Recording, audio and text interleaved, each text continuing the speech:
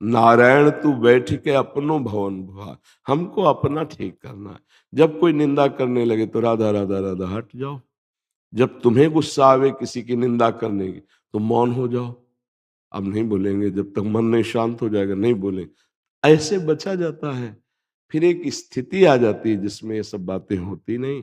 पर जब तक ये बातें हैं तब तक मौन हो जाओ। जहां कोई निंदा करने लगे तो सुनो नहीं, राधा राधा राधा राधा राधा राधा चल दिया। अब वो क्या बोलेगा, उसका आदर ना करो, उसकी बातें ना सुनो।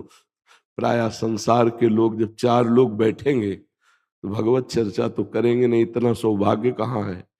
वो किसी न किसी की गुण चर्चा और दोष चर्चा, दो ही चर्चाएं हैं।